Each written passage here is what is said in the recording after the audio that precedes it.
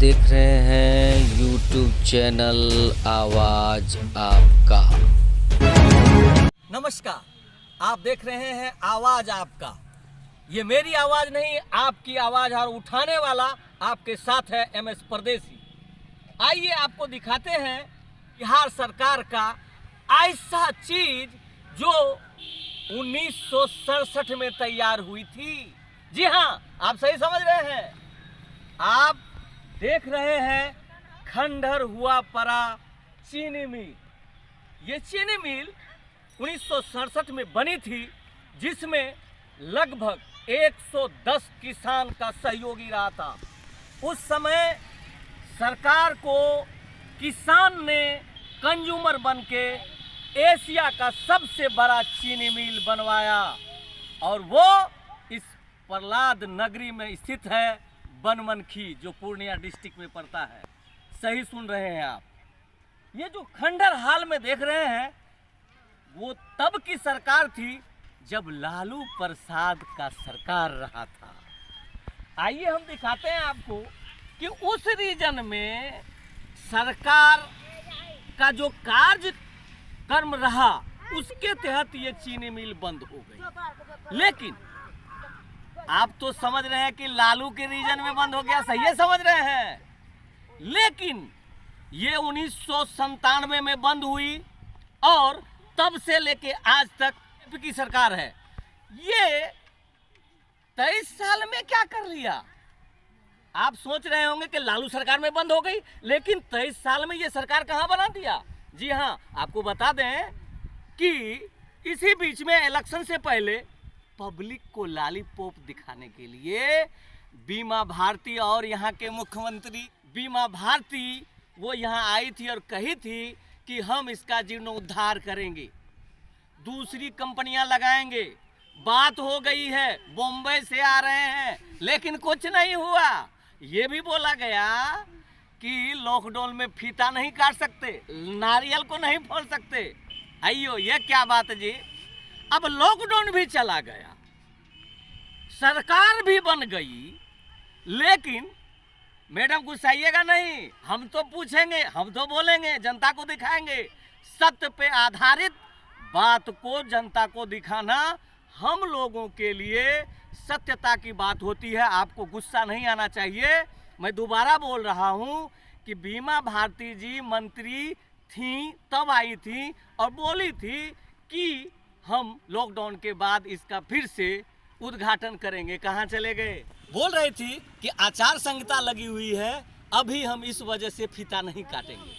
अब कहाँ है आचार संहिता? बाबा रे बाबा, अब आचार संहिता खत्म हो चुकी है और सरकार का भी गठन हो चुका है, लेकिन नेताजी नहीं पहुंची हैं। आपको बता दें कि 123 एकड़ में फैला ये चीनी मिल का जमीन पे कितने जमीन को जोत के उपजा के खाया जाता है। और यहाँ पे जो आप दूर तक मकान फैला देख रहे हैं, पता नहीं कौन आदमी रह रहे हैं, लेकिन उसका भाड़ा कहाँ जा रहा है?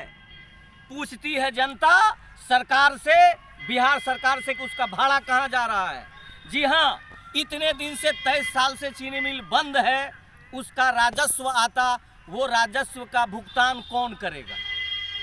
ये जो जमीन है, इस जमीन पे कई फैक्ट्रियां लग सकती है, कई उद्योग लग सकता है, लेकिन आज तक लगा नहीं। सिर्फ चुनाव के टाइम में लॉलीपॉप दिखाने के लिए सारे नेता आते हैं और कहते हैं कि इस बार चीनी मिल खुलिए न जाएगा। और जनता भी इतना समझदार है हमारा बनमनखी का, बोलिएगा नहीं, जनता बहुत समझदार है। और फिर उस 23 साल के बाद भी वही हो रहा है।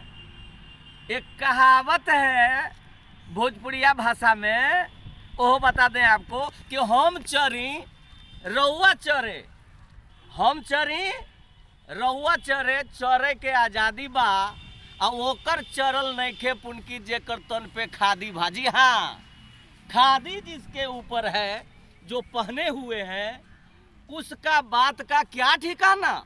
आज जो कह रहे हैं वो कल नहीं करेंगे। यही होता आया है, होता रहेगा। संभलिए आप, और आपका ये पूरा का पूरा जो आप खजाना देख रहे हैं, ये खजाना आपका है, बिहार सरकार का है। इसको बचाने में सहयोग करें। जहां तक आप सुन रहे हैं, इसको लाइक और शेयर करके सारे भारत में दिखाइए कि एशिया का इतना बड़ा चीनी मिल आज बंद क्यों है। सवाल तो उठता है, सवाल ये भी उठती है कि इस जमीन में 117 एकड़ का प्लॉट में होना क्या चाहिए। कहने के लिए बहुत सारा चीज़ कहा जाता है।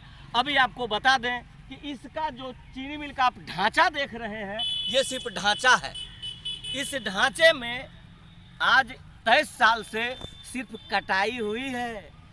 और किसी को बोलिएगा नहीं, ये उसका भी पॉइंट है, इसका भी पॉइंट है। रात में सारा चीज़ का पॉइंट ये बन जाती है। इसको देखने वाला कोई नहीं है, ना प्रशासन, ना यहाँ का बड़ा नेता, ना कोई यहाँ का आवाज़ उठाना चाहता है। ये आपको बता दें कि यहाँ पर जो आप देख रहे हैं खंडर हुआ पूरा चीनी मिल, धीरे धीरे करके लोहा कटाई होती है और उसका बिचाई होता है। कोई देखने वाला नहीं है। अगरचे इस चीनी मिल को बेच दिया जाए और यहाँ पर कोई और चीज़ लगाया जाए तो उससे भी यहाँ का 5000 जनता खुशहाल हो सकती है। आपको थोड़ा सा हम पीछे ले जाते हैं। 1988, 89, 90 में जब हम लोग छोटे छोटे थे, यहाँ आते थे, देखते थे कि चीनी मिल इतना बृहद पैमाने पे चल रही थी। लगभग आपको बता दें, अगर बनमनखी कभी आइएगा तो बनमनखी चीनी मिल से लेकर के धरहरा चौक, बनमनखी चीनी मिल से लेकर के धीमेश्वर धाम, वहाँ तक लाइन लगी रहती थी। अगर इस तरह की बात करें तो यहाँ धमधा तक लाइन लगी रहती थी। चीनी मिल में गन्ना लेने के लिए, गन्ना को लाने के लिए नेपाल से रेलवे ट्रैक होते हुए भी गन्ना यहाँ मंगाया जाता था और किसान इतना खुशहाल था। और बनमनखी बाजार का तो पूछिए मत। बनमनखी बाजार में लोग इतना खुशहाल थे कि अगरचे 2 साल अगर एक गन्ना एक किसान उपजा लेता था तो तीसरे साल अपने बेटी का सगाई ब्याह कर सकता था। लेकिन अब ऐसा नहीं है। अब ऐसा इसलिए नहीं है कि ये चीनी मिल खत्म हुए 23 साल हो चुकी है, लेकिन भारत सरकार, बिहार सरकार, केंद्रीय मंत्री सारे लोग यहाँ पर आए, लेकिन किसी ने इसका जीर्णोद्धार करने की बात नहीं किया। आप ये बात, ये आवाज़ को उस जन तक पहुँचाइए जहाँ से इसका जीर्णोद्धार हो जाए। आइए मैं दिखाता हूँ अंदर का हाल और खंडहर स्थिति में चीनी मिल। तो आइए दिखाते हैं आपको। अब हम आ गए हैं बिल्कुल चीनी मिल के अंदर, जहाँ पे पहले 5000 वर्कर काम करता था। अब आपको बता दें कि यहाँ धीरे धीरे ये जो आप देख रहे हैं पूरा खंडर स्थिति में, ये खंडर स्थिति में जो लोहा है, अगर इस लोहे को अगर दाम आका जाए तो करोड़ों का होगा। इसको बेच दे, हम ऐसा नहीं कहेंगे, कोई और कंपनी लगे। कंपनी लगने से यहाँ के आदमी को रोजगार मिलेगा। और एक बात हमको यहाँ पे किसी ने कहा है कि ये जो पॉइंट है ये लवर पॉइंट भी बन गया है, मदिरा भी चलता है, लेकिन प्रशासन सुतले है। आप समझिए बात को।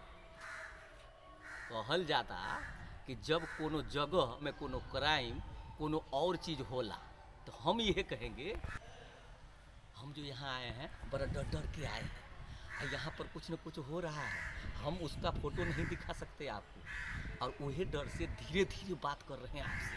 अभी भी क्राइम हो रहा है, किसी को कहिएगा नहीं, लेकिन प्रशासन कुछ नहीं जानता है। प्रशासन को कोनो मतलब ही नहीं है, खास करके बनमनखी के प्रशासन को। हम सही बोल रहे हैं। काहे बनमनखी में 4 स्तंभ है: घुसखोरी, लूटमार, मारधार, मर्डर और यहाँ का बिचौलिया। बनमनखी पूरा सब जानता है और सबको ये बात का पता भी है, लेकिन कोई एक्शन नहीं। बनमनखी की जनता सब जानती है। आप देख रहे हैं आवाज़ आपका, और आपके साथ है MS परदेसी।